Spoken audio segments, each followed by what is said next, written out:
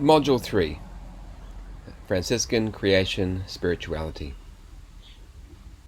Human-induced change to our environment is one of the most pressing concerns for contemporary society.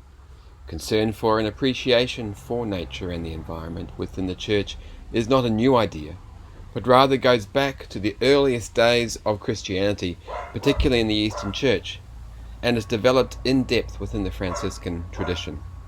Francis of Assisi and subsequent theologians, including Angela of Foligno, Bonaventure and John Duns Scotus, develop a rich appreciation of creation as a good in itself. Our consideration of Franciscan creation spirituality, or eco-spirituality, starts with Francis' Canticle of the Creatures. While we do not have the original music for this Italian song of praise, countless artists have adapted the text to express Francis' joy and delight in creation.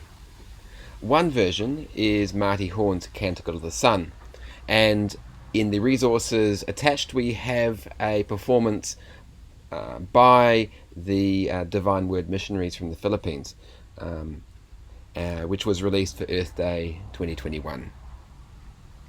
I've also attached the original text as a primary source document, or a translation of the original text, so you can compare the interpretation with the original. The Canticle of the Creatures is an expression of Francis' mature spirituality and influenced subsequent Franciscan thought. It also served as the starting point for Pope Francis' encyclical Laudato Si', which takes its name from the first line of the canticle. The Pope has placed Franciscan creation spirituality in dialogue with the current environmental crisis to produce a case for action within the universal Church and for all people of goodwill, and has placed this squarely within the canon of Catholic social teaching.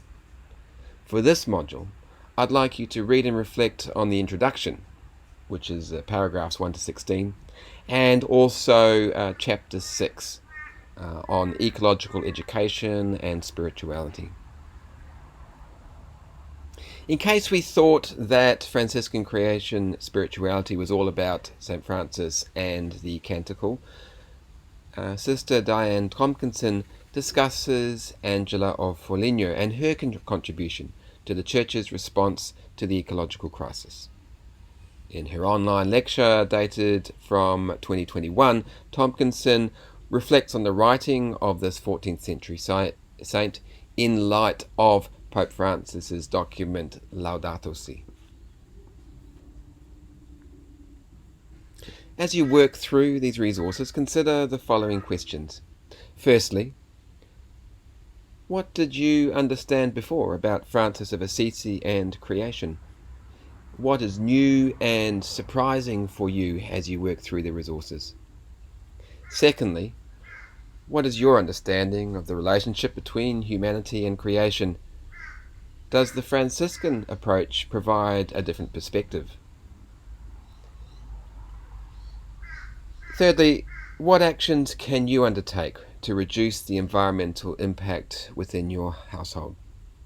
Finally, is care for the environment something that you feel you can discuss in your own church? If not, why not?